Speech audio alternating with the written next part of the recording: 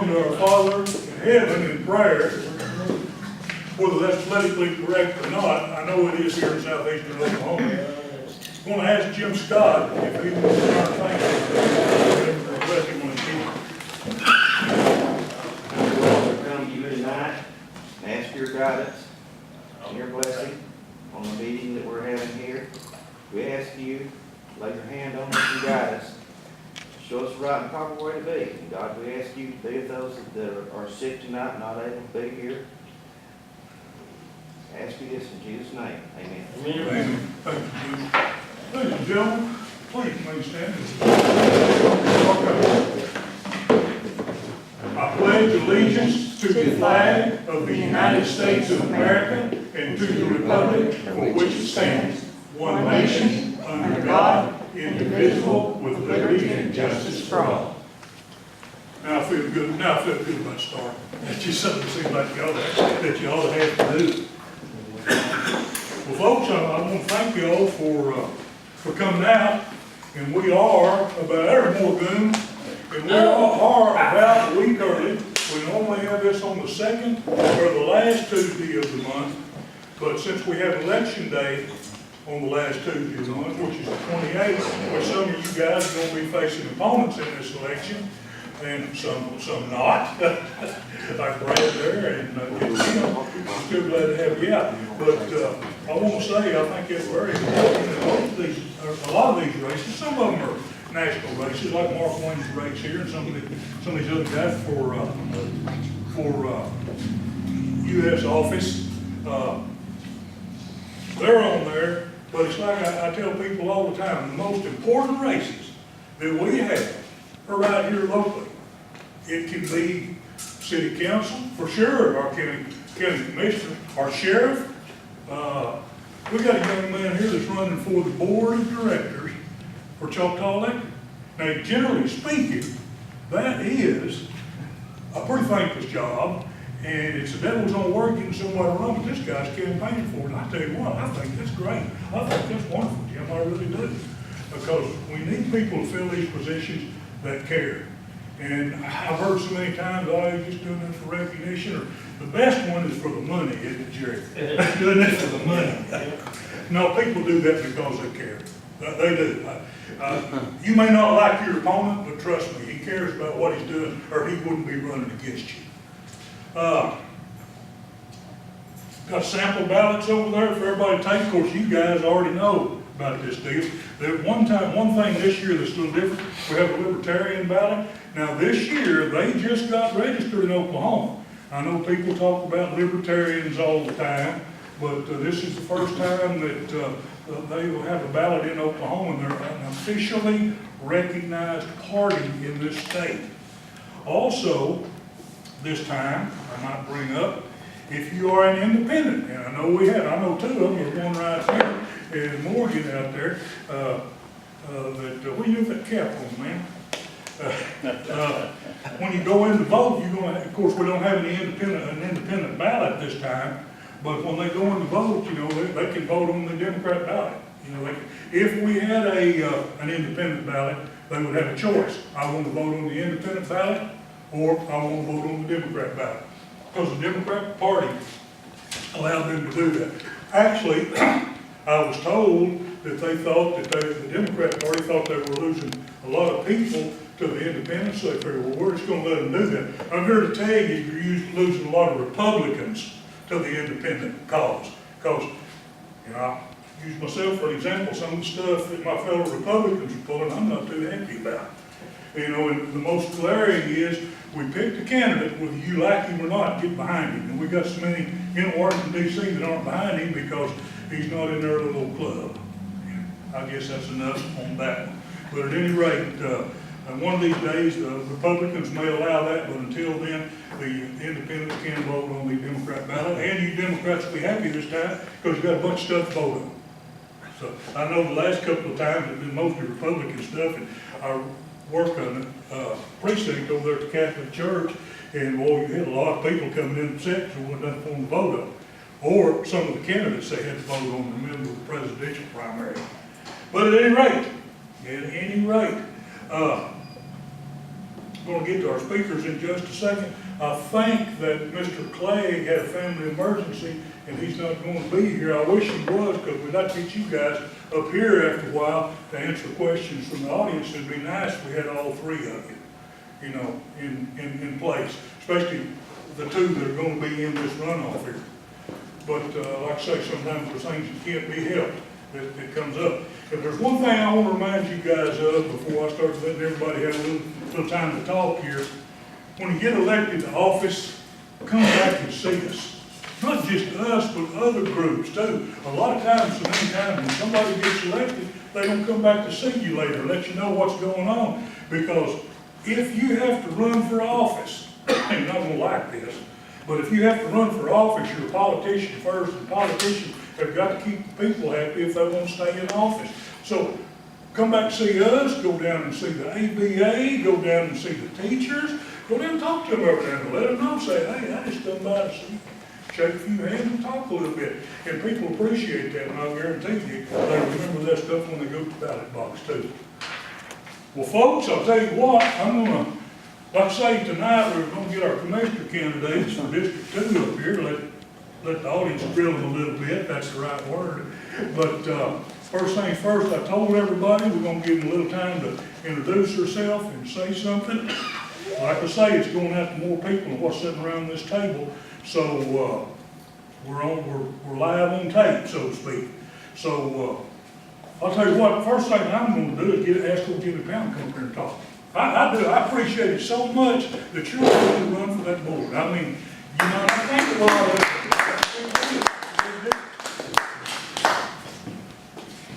Something I can say, I'm Jimmy Pound. I lived in the Miller community all my life. I spent 28 years at Western Farmers Electric Cooperative making electricity. I understand a bit about the generating side and working on it. It's been longer than that buying electricity from them. I've seen both sides of the issue. Pretty good mess down there, but time to get some level-headed people in there and straighten it out. I'm hoping I can go down there with common sense and honesty and help straighten things out and get our co-op back to doing good. The way I look at it, they've got three things to do: provide reliable electricity, affordable electricity, and service to the members. I'm not sure that the service to the members hasn't been slipping. I'd like to see what I can do about bringing that back. Thank y'all.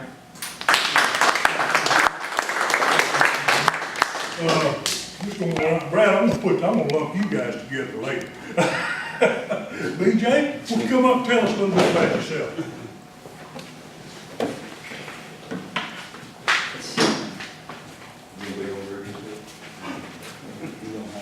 Most of y'all know me, Jim, I know all y'all already. BJ Scott, got 13 years law enforcement experience, resigned in March, run for county sheriff. In the time period when I was 10 years as investigator. Grant writer, plate instructor. We have Luke, who's a training hours with law enforcement.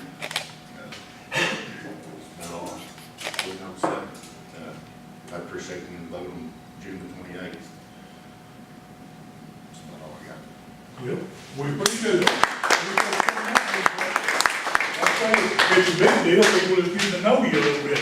And it's like I told every one of you guys. I've seen all these guys over Yeah, exactly. And I told you guys, you're gonna earn your vote sitting over out there in the hall or in the parking lot, talking to people, you know, more so than you can make a big flowery speech, you know, but talking to that person out there on the side of the road, you're gonna earn you some respect, earn you some votes.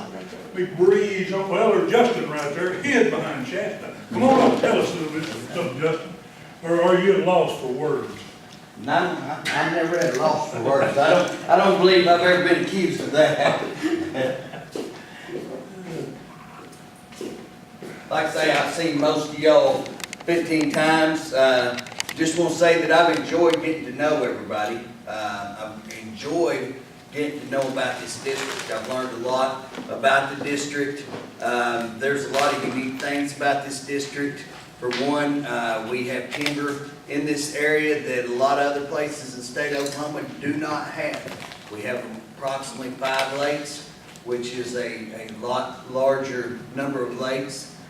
We also are, if I'm correct, I think you could Google it, and somebody correct me if I'm wrong, we are probably right here, one of the poorest counties in the state of Oklahoma. And so that's something, guys, that I want to address. It's something that is going to take the right person to go up there and try to bring back money to this area, to bring back money for education. I agree with Butch. The Democrats do things that they've got to own. The Republicans do things they have to own. So the Republicans have done some things that I don't necessarily agree with. The Democrats have done lots of things that I don't agree with. I'm not going to run for the Republicans. I'm not going to run. I'm going to run on Justin Humphrey, what Justin Humphrey can do and what he wants to do.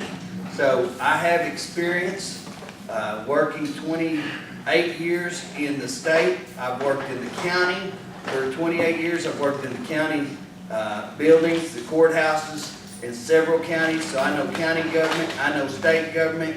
I was on FOP, Fraternal Order of Police, where we had to lobby to get everything done for our police officers. I was a national delegate, picked 3 or 4 times for national delegate, so I know how to get things done. I know the Speaker of the House personally. I just got through visiting with him a while ago, already talking about if we could win this thing, already lobbying for a position that would be able to help this area to get in a better position to aggressively go after and try to seek money for this area and try to make change for this area. And that's what I want to pledge, is that I would do my hardest work. I would pledge to work very diligently to try to bring back every dollar to this community that we can bring, because it needs it. And so I just want to keep it short tonight. I'm going to start working on some of those statistical things to know how to better help this county and to work in this county. I always want to say that I am for core values, and so you never have to worry about that. Thank you all for letting me come out. We appreciate you always. Morgan, you're the next man up. When did you slip in, young lady? A second ago. Okay. Hello, Morgan Hobson, running for state representative here in District 19. Born in Antlers, graduated Antlers. As soon as I graduated, I joined the service. First I was stationed at Fort Hood, then I went to Germany, served in Iraq. After that, I got an injury, was medevac back to Germany. After I recovered, I went back and finished my tour, because that was my responsibility. Once I finished up there, I come back home and went to college. And went to Southeastern, got my bachelor's, went to OU, got my master's. Then me and my brother started up 2 small businesses. I've been here and we've watched what's going on. I grew up poor. I've seen the people around here struggle. We've come to the realization that we live in a constant state of depression, right here. And this is the poorest county in Oklahoma, according to the USA Today study that came out earlier this year, and we're the 2nd poorest in the nation. The only other area poorer than Little Dixie is the Appalachians. Well, we're poor when it comes to the money, but when it comes to resources, when it comes to hardworking individuals, when it comes to family values, when it comes to our community, we're rich. We have that, but they need the opportunity. That's what people want. People want an opportunity so that the kids and our families aren't separated because they're having to move off to get work. We've seen it for generations. And why is that happening? Why is that going on? Well, the reason that it's going on is because we're not having leadership. We're not having a voice that's going up and leading a cause up in Oklahoma City to bring funds down here, to coordinate for economic development here in southeast Oklahoma, to work towards bringing jobs back down here. We have a timber industry that's almost fallen apart. I remember it wasn't that long, we had the Ansley lumberyard right down here, just right down in town. Right now, we've got, I believe, the one out here south of town, and we've still got Julian out here, but the industry has gone down because the demand is not there, right? There is definitely money that can be brought in that, does anyone know about 8A grants? The 8A contracts? Anyone? Okay, 8A is a federal contract that 5% of every one of these contracts is mandated to be done in either with a minority group, either with a minority contractor, with a low-income contractor, disabled contractors. That is money that could be coming back. We've got federal money that we could be bringing in that are our tax dollars that are already going out of the state. Now, we've got water here for recreation. We've got lakes, we've got rivers, we've got hunting. We have tons of capability to bring in business and bring in money. But we have to work with the local tribes. We have to work with the federal government. We have to work with our county government. We have to have a vision that says, let's bring jobs here. Let's bring funds here. Durant has grown tremendously over the past 15 years. Well, why is that?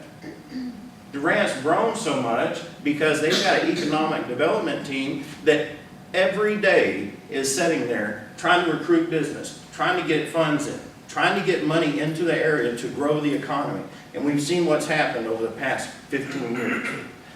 We need that here. And the only way we're going to get that is through leadership.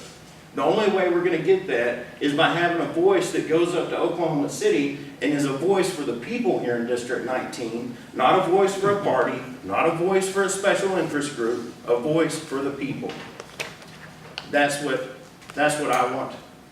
Your voice to be heard. I want your support, your consideration. I appreciate your time. If you have any questions, please ask me. Thank you.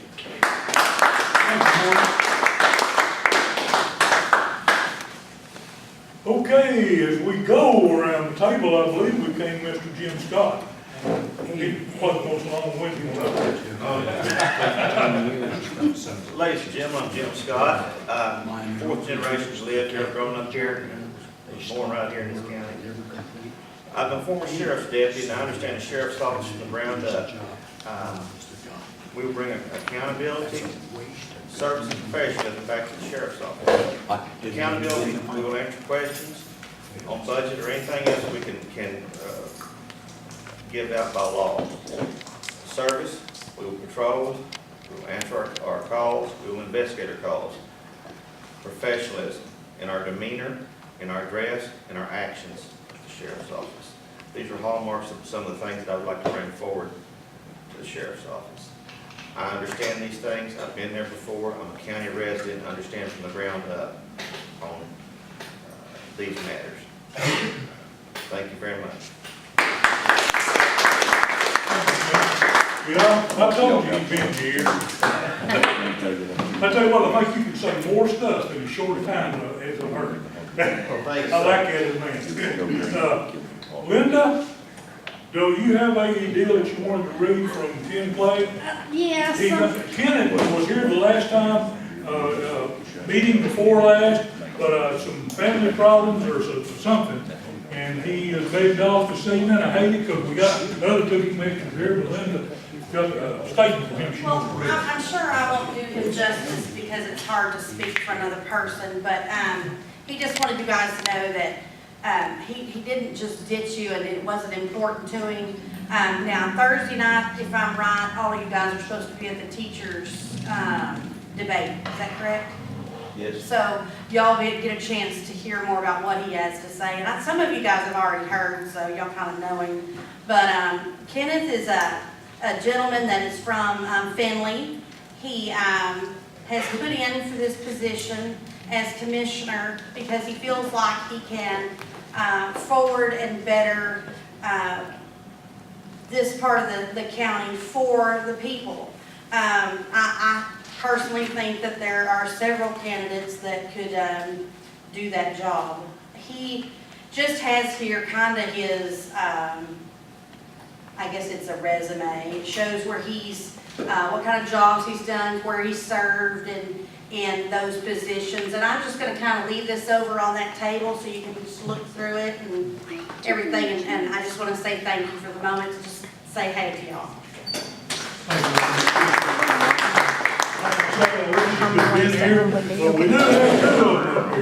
They're liable to be doing combat, they're liable to meet again in November, because we know that Brad's going to be there in November, because he's running for on the Republican ticket. So usually, all these local races are settled in the primary, or at least the runoff. That's not the case this time, folks. As a matter of fact, I would be amazed if the sheriff race is settled this time. You know, of course, one of you guys might get 50%, I don't know, but it's gonna, or, you guys, you're gonna be there in the fall. Right.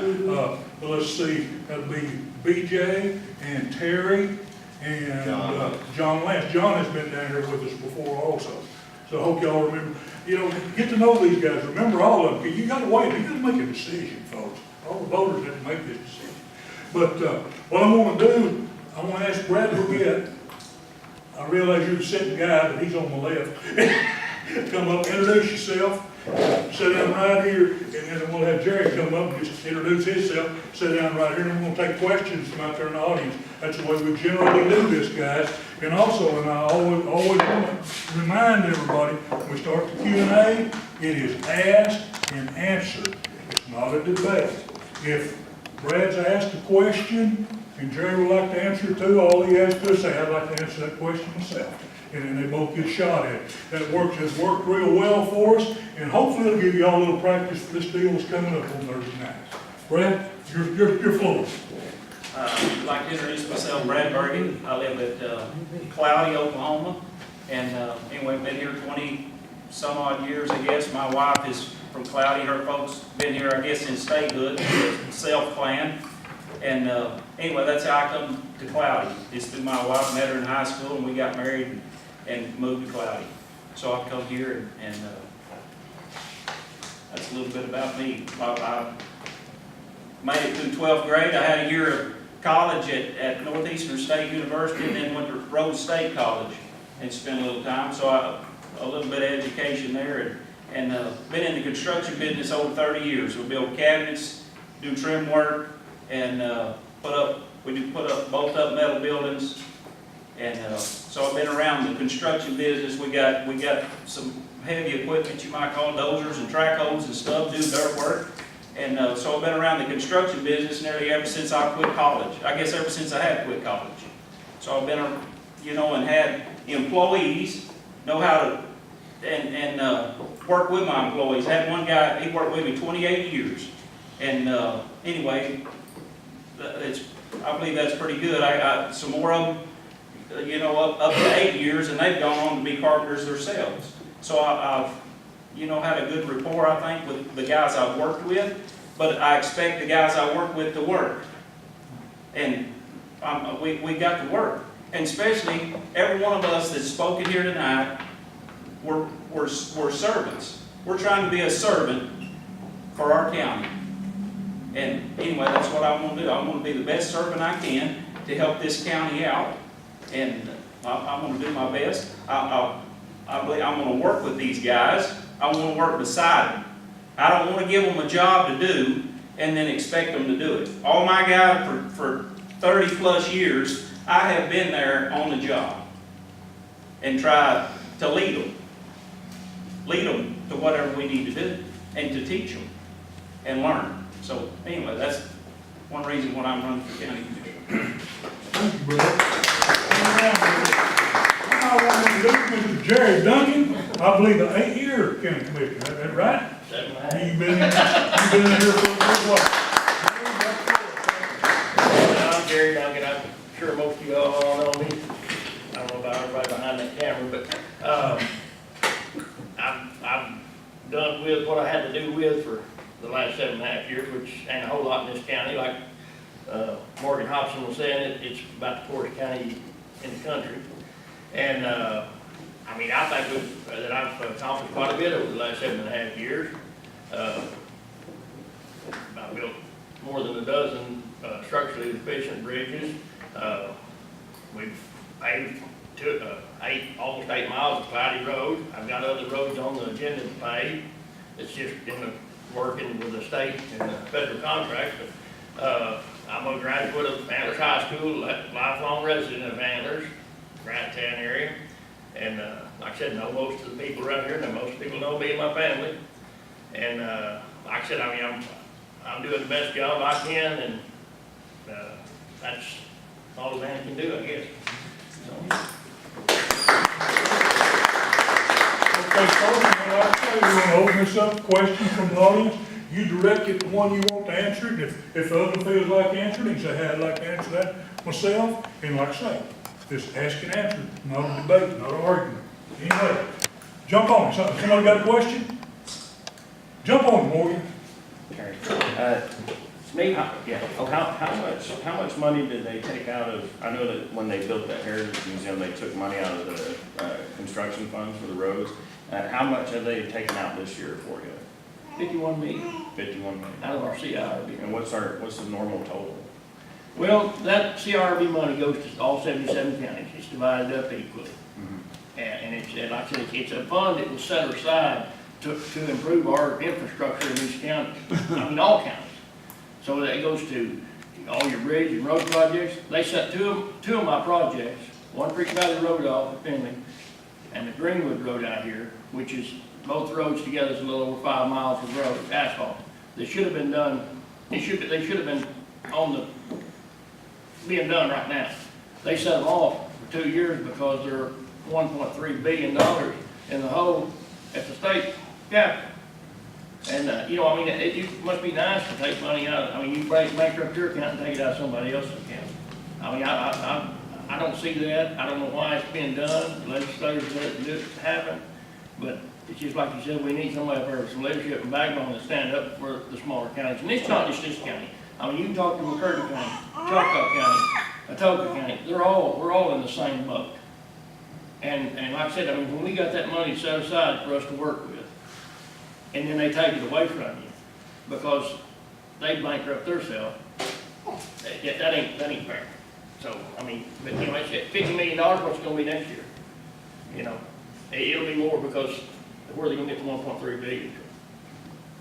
How's that affecting would you say that cut is making major effects on the ability to maintain washouts and stuff? Well, no, it's not so much ability to maintain a washout or anything, because that is for projects just like building bridges or overlays or, you know, new road construction. I mean, you can't go out there and patch a pothole with it. That's what a lot of people don't understand about this job. You can't take every bit of the money you got in your accounts and go patch a pothole or fix a washed out ditch. It don't work that way. You've got certain accounts that certain money has to come out of to do certain jobs. You've got maintenance and operations. You've got your salary account.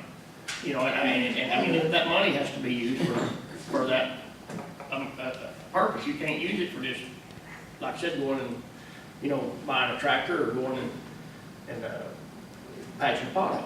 It don't work that way. But I mean, the money that they pulled away from us is going to hurt on your infrastructure, just like your bridges and road projects. Just like Cloudy Road, that was one of the projects that come out of CIRB. That didn't cost the taxpayers of this county one dime other than money they have already sent to Oklahoma City. That's money that I have come up with and got back, which is $2.6 million for that 8 miles of road. And but it's just something that a lot of people don't understand about it. Until you're in it, you don't understand it. I mean, I'm the first one to admit to it. I mean, when I got in there, it just kind of blows your mind what you can't do and what you can do, you know, and with what you can do with it. That's what it affected, you know, of course, us doing any projects like that. Somebody else fire one out there. I have one. Right there. Is this either commissioner candidate?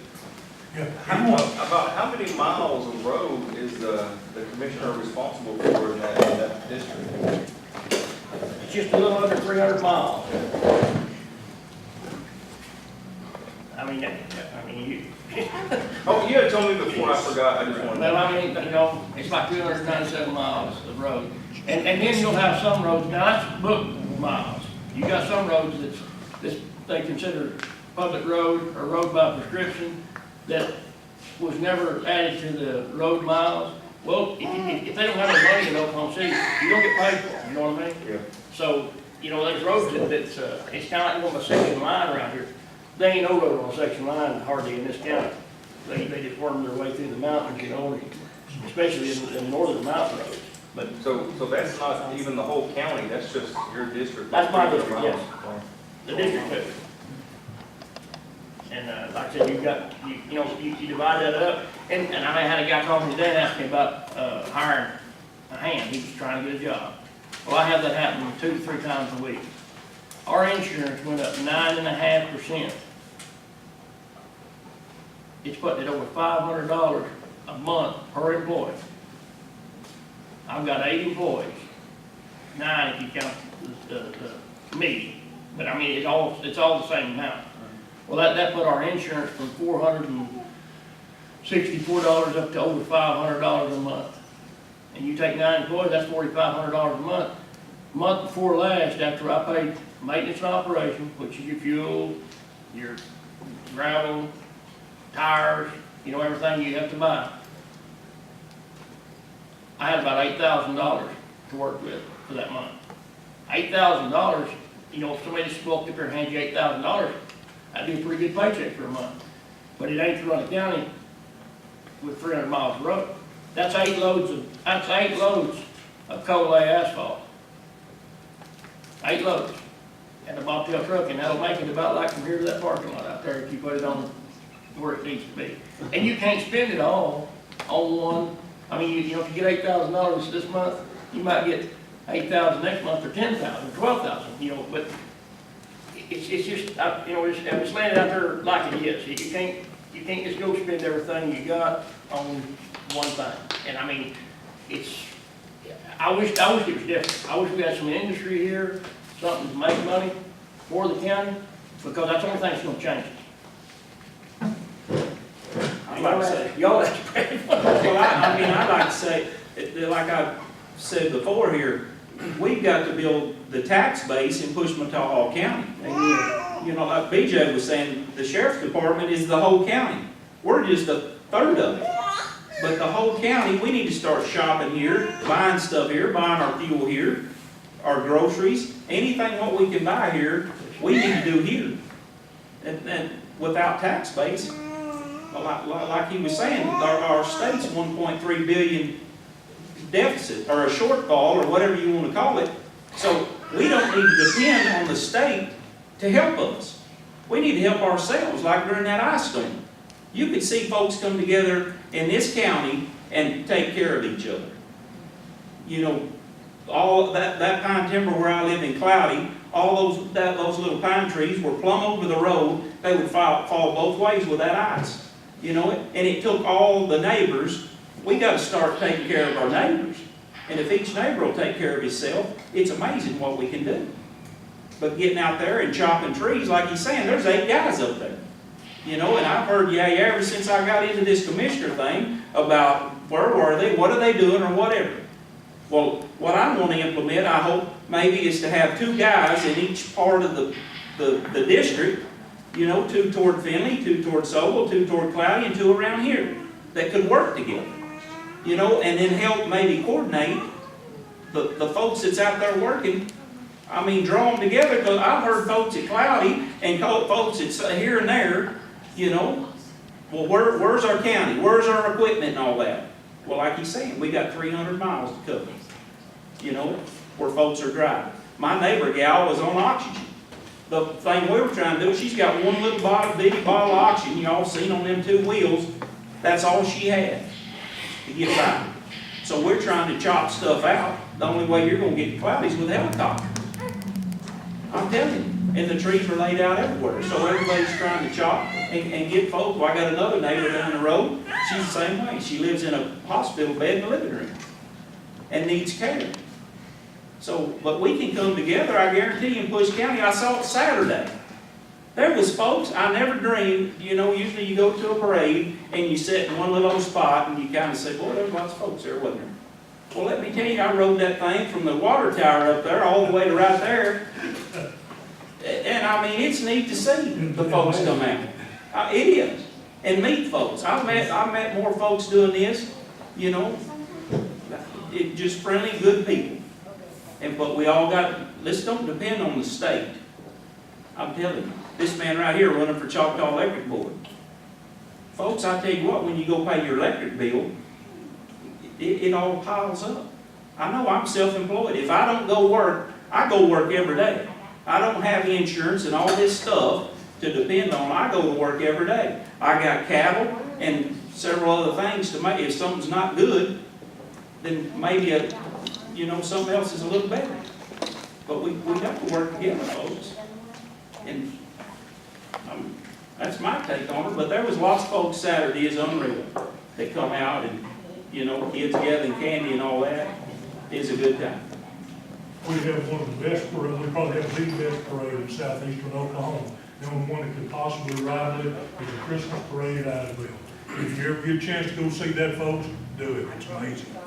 Anyway, fresh questions from out there. Somebody throw one out there. All the questions I've gotten off of Facebook and everything are for Clag, so sorry guys. All the questions I've gotten are for Clag. Apparently there's some financial stuff swirling around, rumors that he needs to. I've gotten messages from the newspaper and everybody else through our Facebook page, but they're all for him. Okay. So, Since he's not here, he can't answer them. yeah, pretty much. But I do have a question. Okay. Since you talk about the ice storm and everything, are you willing to help build a community organization to help? I mean, during the ice storm, we personally went out and were giving people propane and heaters and stuff like that. And Facebook was a great tool to use. A lot of people have it on their phone. I mean, would you be willing to help organize getting some citizens certified and stuff like that? Because I know, you know, there was some issue with that, people not being certified to be out there on the roads. Because the Army only sent down a handful of guys to help cut down stuff. And I like you said, I think the community is better at doing that. Well, then, I mean, like you do set up a Facebook thing or whatever, at least you can find out where things are the most serious, or to where there is critical care needed, you know, or folks need oxygen or whatever it is. I mean, it's a good tool. I mean, I'm not too up on it yet or whatever, but delegate somebody to do it. Yeah. To have you a website, or if you have a bad spot in the road, whatever it is, to where, Have more of a citizen You can- organization. yeah, I mean, at Cloudy, the fire department, we try to get everybody that's got a storm cellar, we got a list of their storm cellars and where they're at. So, I mean, you don't know what's blown over or whatever, and finding them. So, I mean, we can work together and do lots of stuff like that to help each other. Well, it's just like you said, I mean, he said he could send 2 people out here and 2 people out there. 2 people don't get much done in an ice storm, I tell you. I mean, when you've got tons and tons of debris, or if you've got, you know, storm damage from windstorms, tornadoes, whatever, you've got, I'm talking about an hour's worth of a storm or 15 minutes worth of a storm, you've got maybe a week's worth of cleanup. And I mean, and we get helped a lot from the fire department. I'll tell you what, every fire department, I give them praise, every one of them. I mean, I wish I could do something more for them. But I'm talking about from Cloudy, Finley, every one of them. Antlers, you know, in this area, even people out of the Spencerville Fire Department, which is out of Choctaw County, Ringo, they all come in and help when we have a storm. I mean, we just had one a couple of months ago, and I mean, a lot of people don't see you out there at 1 or 2 o'clock in the morning. We started at 11:30. I called every one of my guys in, 11:30 at night. Worked till 5:30 the next day. Still didn't have it all cleaned up. We had the roads open. And you'll have people call and say, well, man, I've scratched my car on a limb over here. You know, well, we've worked for the last 16, 18 hours to keep you from getting I mean, just where you get up down the road. Right. And I mean, with 8 people, you know, it'd be like you trying to mow everybody's yard in Antlers, Oklahoma with one lawnmower. You can't do it. And I mean, you know, it takes time to do things, and people, it's just like he's talking about, we have people down there, as a matter of fact, there's one living right down my road. It took me 2 hours to get from my house to the county barn that morning with a chainsaw and meat, Yeah. nothing else. To where I could get to equipment, where we could get out and start helping people. Chocolate Electric had lines down everywhere. And we went out and helped. We had people on auction. Matter of fact, I on the road I live on, a woman, just like he's talking about. She ain't got no option, but she don't want to go to the hospital. She wants somebody to bring her an oxygen bottle. Well, I don't have an oxygen bottle. Right. And I called the emergency management man here in Antlers, which was Randy Graham at the time. Told him, he said, we can come get her an ambulance, bring her to the hospital. We can't bring her oxygen bottle. So, you know, I mean, we was down for 9 days without electric. And I mean, it wasn't just like it was just one spot that was down. It was the whole, I mean, yeah, granted, our neighbors down the road a quarter mile had electric. But we didn't. And I mean, you know, that was something that we was, you know, serving in there. And I mean, it was nothing that I could do about it. We got out and moved tree limbs off the power lines where they get the poles up. And, you know, I mean, like I said, with 8 people, 2 people in one spot don't get a whole lot done. I mean, and I mean, you got, you know, we got a track over the thumb out there that does an excellent job of moving timber and stuff like that, but you gotta do something with it, you know. So you think the citizens are a better resource? You take 2 trucks, well, I mean, just like I said, the fire department was tremendous. Julian Lumber Company, Eric Porter at Julian Lumber sent his loaders out, no charge to the county. Yeah. He worked for days, pushing timber out of the roads. I know that a lot of the pastors around here were helping as well. Well, we had, I called it, and we went to the National Guard in here for 2 or 3 days.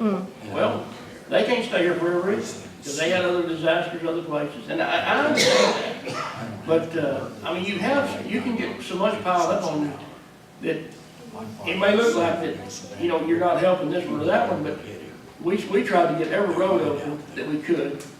And I mean, that's like I said, volunteer fire departments, every one of them come out and help. And I mean, I've had people sitting there with a tractor and call me and say, can you come move this tree out of the road? And we've got 100 trees down there. And they're sitting there with a tractor. If that's in front of my house, I'll take my tractor and push it out of the road. I mean, people with dozers and stuff like that and don't want to contribute, that's what you need. You need people, just like he's talking about the other day. You know, people want you to come out there and mow every inch of their grass up and down the road. Well, we've got one tractor to do that. Yeah, I could have 10 of them, but I wouldn't have nobody to run them. And if I had 10 tractors, probably wouldn't have the fuel to run them then. But you got, I mean, I mow the whole perimeter of my place around there, myself, my whole road. The county does not mow 1 inch of it. I live a mile off the road, I mow 2 miles and a quarter mile back the other way, out of my own pocket. So therefore, if everybody would kick in a little bit like that, then this money would go a lot further and things would get done a lot faster. Now, sorry, I'm going to take too much time. I have another one from, one person asked if, what policies and procedures do you plan on implementing? And to make sure purchase orders are handled correctly and promptly. Are you talking to me? Both of you, I guess. Well, the purchasing, I'll answer this question first, because like I said, we got a purchasing agent, which issues purchase orders. I have a receiving officer, which is the secretary at my office. She will call in to that purchasing agent, get a purchase order, which is a PO, they call them, for a certain amount of money. Say we're buying a fuel pump, it costs $500.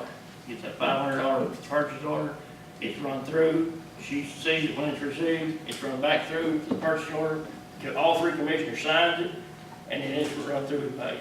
I mean, and that's. So it's not necessarily just through your office, it has to go through the other commissioners as well? People think you can just write them a check. I've had people say, well, can you pay me tomorrow? No, we can pay you every 2 weeks. It's according to how it falls. This ain't, I mean, we don't just carry a checkbook around in our pocket and write checks. You know, it has to be done in a certain fashion, and it ain't just one one commissioner doing it, all three commissioners, at least two of them has to be there to approve it, so. That's all I have for You know, Facebook. I would encourage everyone, or when you can, go to a commissioners meeting. Yes. See what they do. You might think sometimes it's a little exciting, sometimes it's pretty dull, just getting, Well- POs and whatnot, but, it's eye-opening, so go one sometime, it's on the public. Butch is right, and I mean, if I can say this again, and I've said it at other meetings, I haven't been to this one of these meetings, but there's more to being a commissioner than a road. You've got the budget to contend with, you've got the courthouse to contend with, you've got the sheriff's office to contend with, the jail to contend with. I mean, all this falls under the commissioners, the three commissioners, takes care of all that. The community building over there, anything that's owned by the county, this hospital, which is not in real great shape. And, but, I mean, I can spend more time sitting behind the desk looking at paperwork than I do out doing work. And I get out and help my guys every chance I get. But you can't be on the job everywhere you've got a man out working. I mean, there's no way to do it and do this job. I mean, I go out and check on them, I go out and work with them when I'm not working. You can ask any of the hands I've ever had, or I've had 20 hands over the last year. Some's retired, some went on to a better job. But you can't have, 4 different locations with 4 foremen to 4 commissioners. It don't work that way. It's just not feasible. I mean, you can't do it. And like I said, you need 20 hands to do what we need done, which you can't afford, or we can't afford. Jerry, let me throw one out there, something that's kind of, I wouldn't say near and dear to my heart, but on the jail situation, has there ever been any talk about maybe getting DLC back, or is that just a done deal, it's just gone now? Which I'll tell you what, our jail is not DLC compliant. I know that. I mean, that jail is, 30 some odd years old. Right. Well, in order to house DLC prisoners, you have to meet a certain criteria. I mean, they have to have a television, they have to have a writing desk over here, they have to have certain pencils and certain pieces of paper. Well, you know who that costs? You, all y'all as taxpayers. And you can't, blow that office if you don't need it. Right. Because you don't get DLC if you don't. After working on the jail committee thing, I understand all that. I guess my main question was, are they available now? If we could take them, is it available now? I know that they cut a lot of them off. Justin has addressed that before on the private prisons and whatnot. Well, that's what I'm telling you, that most of it's probably private prisons. I don't know if you can get one or not. I know, they pulled them out of all the jails around here and pretty well said, that's it. You probably can't get them. Now, whether you can get them or not, I couldn't answer that question. I don't know. But, BJ, Yeah, I got a couple questions. Don't DLC have to purchase their own TV? do what? Don't DLC inmates purchase their own TV? No, sir. You furnish it for them. If you house them, you furnish it for them. I had a guy ask me that, he said, man, they're paying $5 for 10 pencils. You sure about that, Jerry? That's what I was told, BJ. I don't have a book for them. Okay. They're a clear TV. They have to purchase it with their own commissary, DLC inmates. That ain't what I've been told. But, I mean, maybe it is. Another thing, if I showed you a grant, would y'all be willing, the county commissioners, both of y'all, if you're like, building a juvenile facility? Building a juvenile facility? There's very few in the state of Oklahoma, and they pay a lot of money to have them. We had that opportunity one time, I thought, out here. There's a grant, no, the county has to, there's a grant, that every year when I write the grant, nobody's ever applied for it, to build a juvenile facility, the county Have just. you ever brought it before anybody to it? I've talked to Birmingham about it.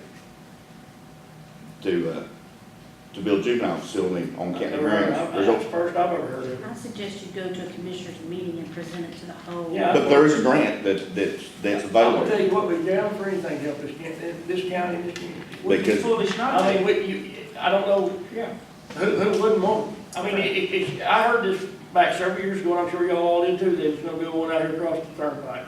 They're supposed to have a, minimum security, like a juvenile facility. Yeah, I don't know, I mean, it's been several years ago. I don't know what happened to it, but it did never take place there, so. That was a long time ago on that one. Yeah, it's been a long time. But there is a grant to build a juvenile, Well, like a I'll tent, tell like you a what, tent, like you like get a- that grant and bring it over, and, I mean, now, but I'll tell you what you get into on a lot of grants, and I'll answer your, whoever you want to ask questions. What we've run into on a lot of grants, you gotta have matching funds, or put up the fund, or put up the money to start with. See, we run into that on a deal to upgrade that jail and the sheriff's department. Well, you got $500,000, they'll pay $500,000. Well, we don't have $500,000 to spend, Well, if you you know? I If you mean, write off the JAG Bureau grant, you The what? use match the JAG grant. That's your law enforcement funding grants. You can use property, vehicles and stuff for matching money. That's how I wrote the task force grant every year, was I used vehicles and different items you had for your match, as long as it matched up as your in, you could, yeah, and you can use it that way. Okay. So on that grant, if you wrote, Hey, learn something every day. if you wrote, well, I've been to I grant didn't writing. know you could use it. If you did that, the county furnished the property, they'll furnish up to $60 million. Indiana was, I just looked at the grant's gonna expire, expired in March when I resigned from the DA's office. 60 million. That's how much they allotted for different facilities. And where is this, this is a federal grant? It's a JAG Bureau grant Where does it come from? from the JAG program, which funds the military, all that. I just got a grant for, paying drug tests for our drug court that was, called the Oklahoma Foundation, and just got on there and started looking them up. And, I got that, wasn't a huge grant, but just got enough money to pay for all our drug tests for a whole year, which is a pretty good chunk. So they're out there, they're harder to find right now, because the money's tightened up, they're a little bit harder to find, but they're out there. And like he said, you can, Well, that's what I'm saying, I mean, anybody would, you know, you'd be foolish not to take something where you could have employees to work at that facility. You know, I mean, it would do nothing but bring your, revenue up in this county. So, I'm just curious if y'all entertain building one, if somebody presented the grant. I would. Quickly. Well, Jerry, the figure would be maintaining, keeping it running after the initial seed money, because you never tell, you know, when something's gonna be Xed out, a grant or whatever, and now you're stuck with this, you know, then you're looked at as trying to maintain it. Well, that's what I'm saying, Jim, but, I mean, if you've got people employed there, and you're getting paid from, you know, a juvenile, fund, Right, I mean, it'd have to be funded some way. The Right. county couldn't fund it. right, I agree, I'm saying, once you got the pump prime with grant money, you're gonna have to find a constant flow of water, of money coming through. That's what I'm saying, it'd be like housing the DOC, there's money in the DOC. Right, If you can keep them. right, that's, Because if they say, nope, you're done, pull them out, you're done. I'm agreeing with you on that, Jerry. I'm saying that you gotta look at your long range, what's gonna cost us up front, and how long can we reliably keep That's what I was this. telling him, but you've got a lot of people that say, well, you apply for that grant. Well, yeah, you can if you've got $1 million to apply for it. Right, Because you pay for it first. You know, it's kinda like I told the guy, I said, you like me one time, you say, well, I'll buy you the truck. If you can go pay for that budget right now, I'll pay you back next month. You know what?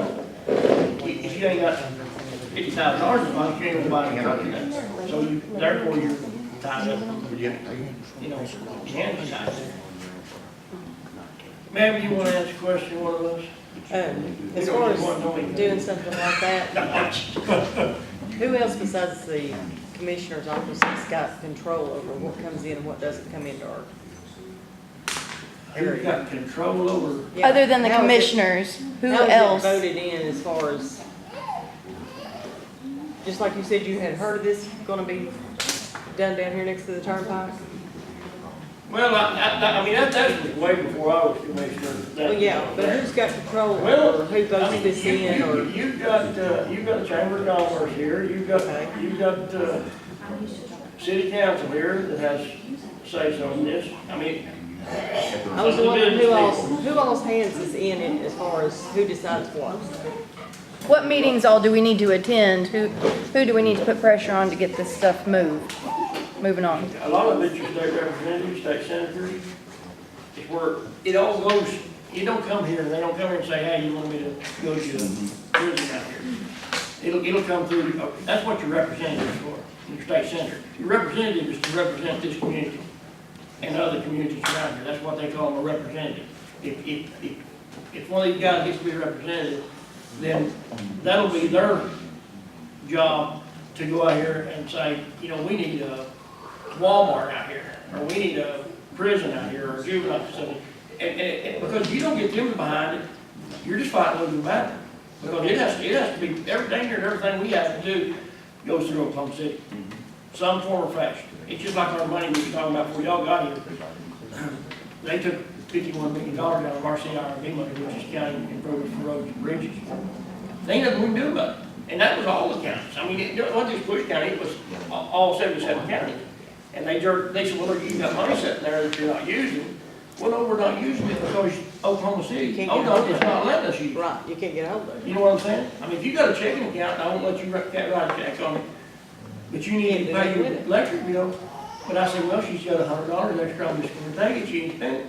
That's what Oklahoma City runs, pretty much. And like I said, representative, state senator has a lot of effect on your local business and economy. But I mean, you got, like I said, Even if we get them behind this, and it comes back to here, who votes on it here? I don't think you would find a commissioner, present or past, that wouldn't vote for something to improve the county. I mean, that's my I honest mean, I know there's opinion. been other industries and Yeah. stuff tried to come in, and they were shot down. Well, So I didn't know who was responsible or who has the say. They, like I said, they people with long arms, you know what I mean? I mean, they put pressure on politicians to stop a lot of things, you know what I'm saying? I mean, they say, and I'm not naming names, because, like I said, if you've lived around here very long, you pretty well know what I'm talking about. Every place in the United States, if somebody's gonna spend some money, there's all sorts of communities that are out, their hand out there, they're wanting to grant it.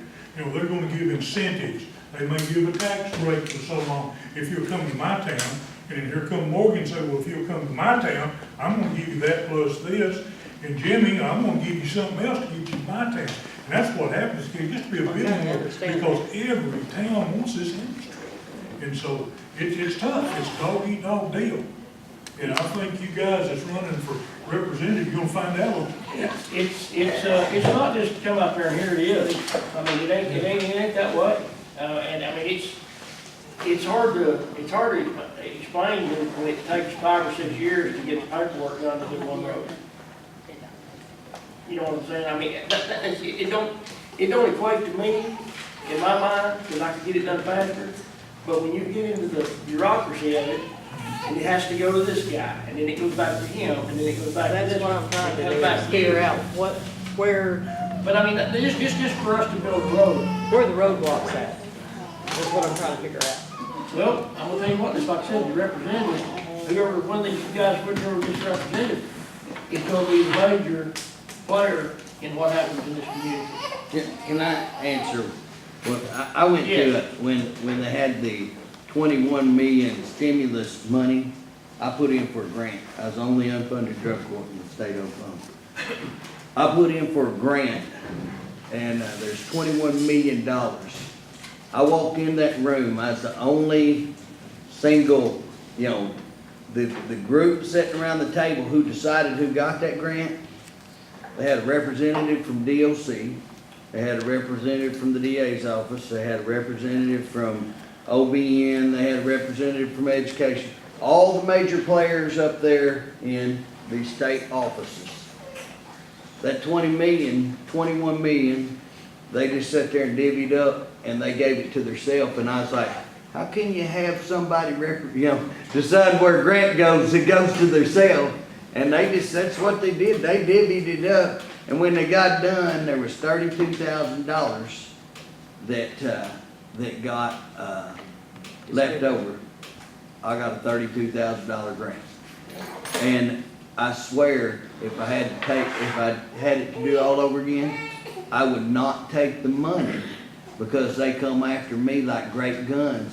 I mean, I got investigated and I won it. I mean, I got it and I beat them at their own game.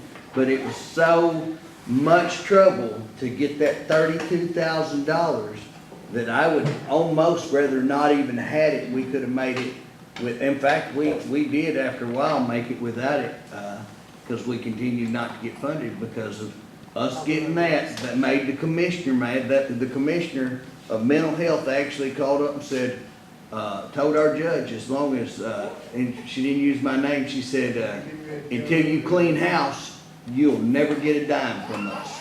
And so me working in there, just trying to get that grant, me taking them on, made that much weight. So it sounds easy to do, but when you're fighting the political arm, and if you make one of them mad, you made that whole group mad, and you got nothing coming.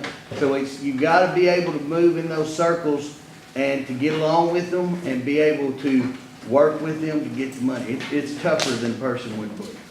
So I mean, I've had quite a bit of experience doing that. It's really hard.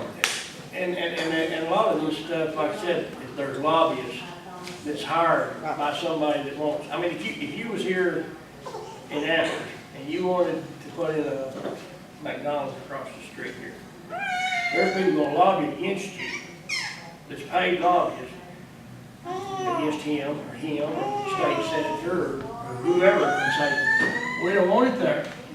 And if we do, we don't want them there. You know what I mean? Yeah. And I mean, and it's, a lot of it is just like he said, it's special interest groups that does this, that's got an agenda. And, you know, in other words, if I can't have it all, then I don't want nobody to have it. And I mean, it's not just in this town, it's in all the towns. It's in all. We don't, speaking of McDonald's, us and Dustin, who needed McDonald's worse than we did, and we needed McDonald's bad for that tax base. It went to where the money is, like in McAllister. It's in the middle of the turnpike now, only one, instead of those two on either end. And I think that somebody did not serve us well by allowing that to happen. But when I was a kid, I've been here all my life. When I was a kid, on Saturday, this town was, I mean, it was a bustling community. I mean, there was people in it. There was hardware stores, there was clothing stores, furniture stores, all right downtown. Go downtown and look what there is now. A bunch of closed up buildings. And I'm gonna tell you what, I try to spend every dime I can get. Anything I can buy in Antlers, I buy in Antlers. Even it's high. I mean, if I can't pay double price for something. I told these parts stores and such places as that, I can't pay you twice what I can get it, you know, somewhere else for. But if it's $2 higher or $5 higher, I've had hands that work for me that didn't understand that. I've had people say, well, I go to Paris and get that, or I go over. You're cutting your own throat when you're going over to Paris and you're going to get it at Walmart or wherever. And I don't have nothing against Walmart. And I'm going to tell you what, well, if Walmart wants our money, they need to be here giving us something back instead of taking. And I mean, everybody, you know, that's, well, I'm over there and get gas for 5 cents cheaper. Well, that may be fine and dandy. But remember that when you hit a pothole out here on the road, or you know, you've got bridge that's closed down because you can't get the money to fix it. But a lot of people don't realize that. And I mean, it's just, you go right back to just like you said about the I mean, I wish everything was flourishing here, but it ain't. And it has went down dramatically in the last 7.5 years since I've been here. When I started, it's just gradually our money has just fell off. But when you lose McDonald's, you lose, we've lost, since I've been here, we've lost several businesses out of this town. That was, I mean, you don't really look at it, but I mean, you know, 9-10 cents on the dollar. That's what we operate off of. I have people call me all the time. They say, well, I pay my property tax. I don't get a dime of your property tax. I mean, that's a misconception. Texas does. They operate their county off of property. But a $300 property up here that you pay $300 on costs $3,000 in Texas. So that's why they've got more better roads and better schools and everything. They pay for them. And I mean, people here needs a job to pay for them. That's why, I feel bad for having to turn people away, that I know. I mean, it's good, honest, reliable hand that has lost their jobs, and these oil field jobs and stuff has just went to Louis, you know? And, I mean, I talk to them pretty much on a daily, every 2 days, I'll have somebody come in there wanting a job. Yeah. And, I mean, I wish I could hire them, but you can't. I mean, if you ain't got the money, you can't do it. And, I mean, and I don't know what to do about the money. I mean, it's gonna take some kind of industry in here. We've lost a lead over here that employed probably 50 workers. We lost a wood yard. Well, Down he was here talking south of about, town, the Vulcan yard. he was talking about the hospital, you know, being in trouble. Our hospitals are in trouble, our nursing homes are in trouble. Well, if this hospital closes, them nursing homes can't stay open. Right. So what happens then? You know, I mean, that, 500 jobs, you know, close to 500 jobs that branch out from it. I think it's like $10 million a year, maybe $20 million a year in wages. how many families is that gonna affect? You're talking, most of the people that live here are gonna be affected by it because. I mean, I got a niece working right here at this hospital. And My sister used to work here. one of the things that people, you know, when if they end up with the cuts, now they're protected till July, the nursing homes. But those seniors who are on the senior care that are in those nursing homes, that is, to be qualified for that, they have no other resource. And they need 24-hour care, so they don't have the home, they don't have the family to take care of them on this, not Medicare, but the Medicaid on the senior care. People across this nation, or across this state will die if they lose that care and don't have a place to be taken care of. And that's where our priorities of the state are all messed up. They're not doing what needs to be done. They're focusing on the special interests and this party versus this party, and, you know, look at my hand while I do this, and we send money this way. And we're not putting the money where it needs to go. And the only way we're gonna get things to change is to hold people accountable. Accountability. We see it all through the Oklahoma government. We see accountability is not where it needs to be. We see where we've got boards that don't have subject matter experts on it, and that's in many different situations. We see where we're not putting money in the infrastructure that helps us to grow our economy. If we don't get education, we don't get health care, and we don't maintain our infrastructure, you can't recruit business to come in because they're not going to come in if they got an uneducated population, you don't have infrastructure to ship out goods, and you don't have doctors to go to for the people that might get injured on the job, their insurance rates will go up too much. And it's just. Well, you don't have those people coming in here either. Well, The doctors. but the only way you're gonna get them in is by getting that infrastructure in place. And that's why you look at Durant, and they expanded on their hospital, they ended up with really good, they expanded on, put the new school out there, got new high-tech equipment.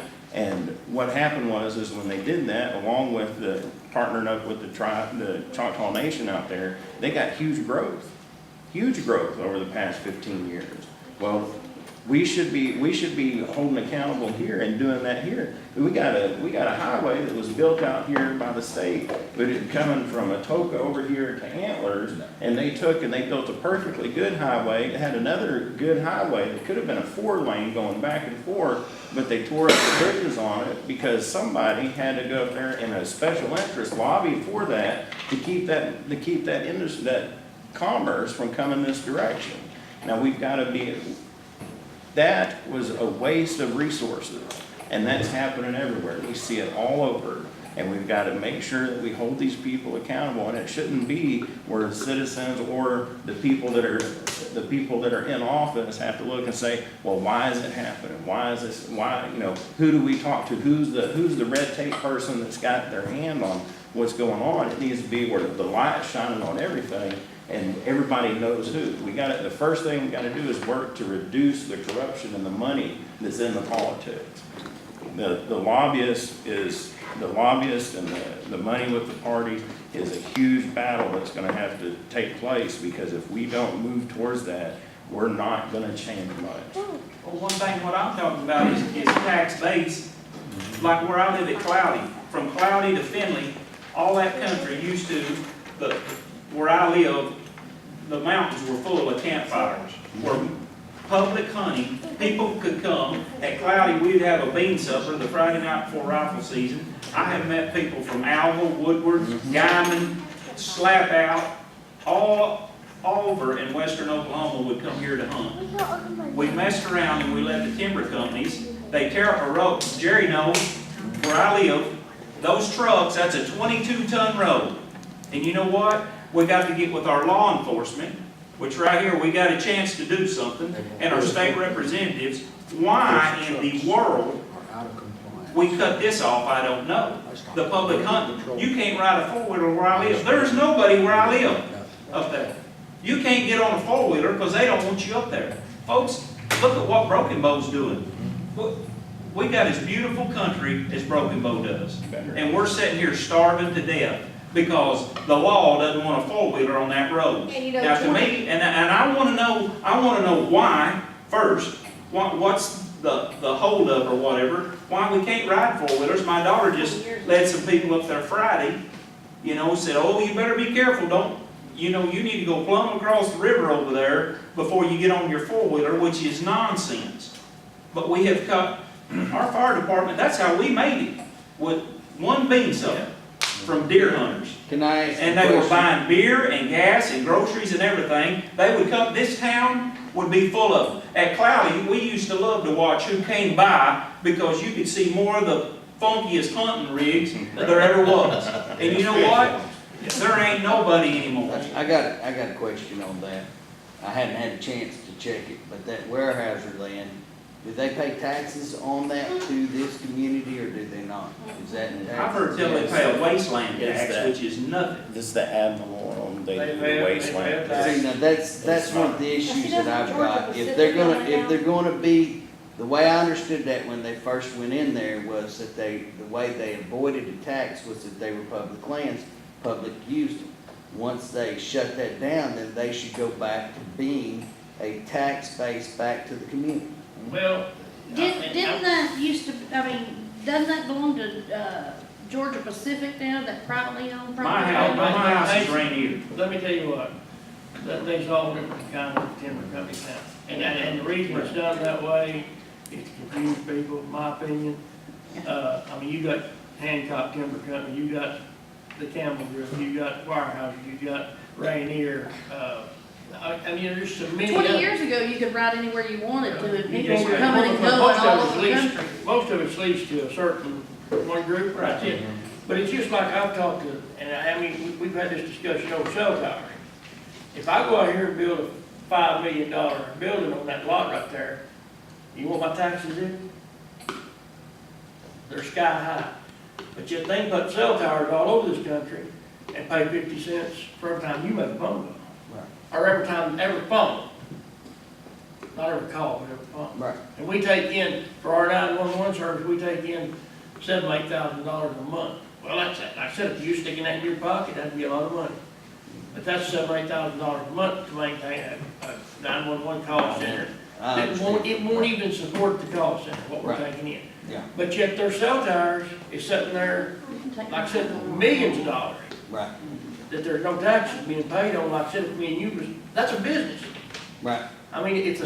Well, that's the stuff that I'm looking at to go Well, out. we need to do something about it. Where are these tax exemptions going? But you see what I'm That saying? we need to bring That back. goes back to the state legislators, But- like what y'all are running for, the Well, representative. but here's what you State got. senator. Here's what you got, is you got Oklahoma City that, yeah, they're all for letting people hunt, and yeah, that sounds good, but they come down here, but they're gonna take public lands and they need to pay for them because they're giving public lands off our back. And so we're the ones with the hunting, we're the ones with the timber, we're the ones with all that, and then when they're making these public lands, they're Well- making these deals. When they first come out with this lease deal, Weyerhaeuser and Hancock leased their land to the state. Right. You paid, what was it, $35 a year to hunt. But when they first come out with that, OW Free River. Yeah, three. Well, there was 300-something thousand acres up there that you could ride your boat. Well, I will tell you what, they cut that in about half now. And it's like you said, you gotta go over here to ride the four-wheeler. You can't ride it Used to, you could, right there where he lives. But, You but could if go you anywhere were you going, wanted to, and it was the same, I mean, it's the same way up here. I got a place in Johns Valley up here. They ain't gonna have any thousands of dollars to spend here when that was opened up to the public. Now it's leased to 6, 7 people. You know what I mean? Groups of people, which is better for the timber companies because they got less liability. right, Well, I can't go out there and tell you what to do with your land, but at the same time, when they're doing that, but they can. then they should be that should go back on the tax. And are the people of District 19. They're not paying Problem. the taxes when you pay. No. Oh, I know. I mean, yeah. We're paying Oh, I bubble know. taxes. I mean, And somebody was 60,000. That's what he's saying. They That's ought what to I'm pay what we're saying. paying. But- That's what we but- gotta go after, those kind of But when things you to do bring that, money let me to tell you. you what, it's just like I told people, I said, when you do that, you've got, like you're going back to your special interest groups, it's got, Oh, they're gonna go after oh you. yeah. Yeah, And the problem is, when they go after you, you'd be amazed at how many of you public, because I've had this, I've had people threaten to kill me, I've had my place set on fire, just for what we're talking about, standing up to big interest groups, big. look what and they it's did to the like- cattle industry here. There was folks from Antlers to Idabel, their cattle running those mountains. They paid so much a head to lease that, like $5 a head to lease it. When they had to get those cattle off, it ruined this country. I've worked at the Hugo Sale Barn, I've worked at Antler Sale Barn, I've worked at Idabel, and I've worked Paris. It would be all-nighters we'd call it, all-nighters. And now you can go to Hugo, it's over in 2 hours. It has killed this country, and we let them guys do that. They come up here, how many log trucks do you see buying gas at Radtan? Buying fuel. You don't see very many of them. But you drive on to Broken Bow, I just did a job in Broken Bow this past winter, they're lined up, filling those trucks up with diesel. But guess what? We have no place where they can. I mean, let's back up here. That's right. We don't have a store where they can. And now we got one in Amherst down the road here. It's a big old nice booger, but what are we making off that, Jerry? Zero. Zero. And that could have been prevented a long time ago if people stood up and put a stop to it. They've got a gaming casino right across the road from a church out there, which is trying to state law. And it's no see them, no hear them, nobody wants to talk about it. And, you know, we're not getting taxes out of it, we're not getting anything out of it, it's hurting us, but nobody wants to address that. Well, from what I understand, I've been told that the chief is going to allot so many millions of dollars. And Jerry, like I said, I'm not there and I don't know some of this stuff. But I've been told that since they got that in there, well, they're gonna give us so much for our roads and bridges. I've heard that. But now let's see if They're gonna allot it. I've been promised with Choctaw Nation, since I've been there 7.5 years. Right. I've never received the first dime. Okay. Joe Hill was in office for 18 years as commissioner. Never got the first dime from him. Okay. Now, I'm not saying they won't do it. I'm not, you know, but I ain't got it yet. But let me throw something in The only there. thing I know that's been done in this county was part of a dead-end road out here going to Ethel, which finished with $450,000. Let me say Choctaw Nation, something. other than what's been spent around the council house, it's busted home. If they decide they wanna do it out of the goodness of their heart for us, they're gonna do it. But now, I'm gonna tell you, everybody else up down this road out here has got what we call taxes, we keep talking about tax bases, and that's not out of their goodness of their heart if they want to pay that or not. And so we're dependent upon their goodwill, you know, and I just don't think. Front page of the paper, we're getting a wellness center, right? Did y'all see that? It's an Indian wellness center. Right. And I'm not here to pick on the Indians, but the only thing we're gonna get off of them is the folks come to work there if they build a house here and they shop here. That's it. Right. So I mean. If they do. If they do. I mean, that's what we can hope I'm for. gonna tell you what, if So- you get people interested in the community, then you ain't got no community. I mean, I've seen it happen. I've seen these towns dry up. Now, I'm talking about Biggest Antler. I'm gonna show you several of them. Yeah, Not in this part of the country, but it's in between here. I mean, when I was a kid and on up until I was 30 years old, I lost. Down here at the Y, there used to be stores at Hugo Y. It's in Choctaw County. I remember. Oh, yeah. I remember. Okay, they were stores in Unger, they were stores everywhere. I mean, across from the grocery, you know, and Finley had stores. Go look at them now. They're just a ghost town, there ain't nothing there. You got towns like Pittsburgh and Lehigh used to have hotels. Yes. And jails, and you can see those buildings still there, they ain't nothing. Well, I'm gonna tell you what, I seen this, going out West Texas, and out there, them little towns is dried up, but she's, You don't get that?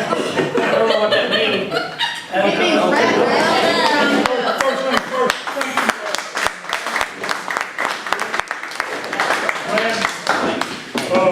thank you so much for coming out, we appreciate it.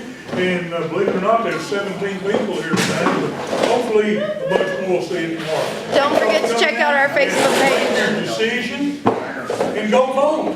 If you don't do nothing else, go vote. Thank y'all.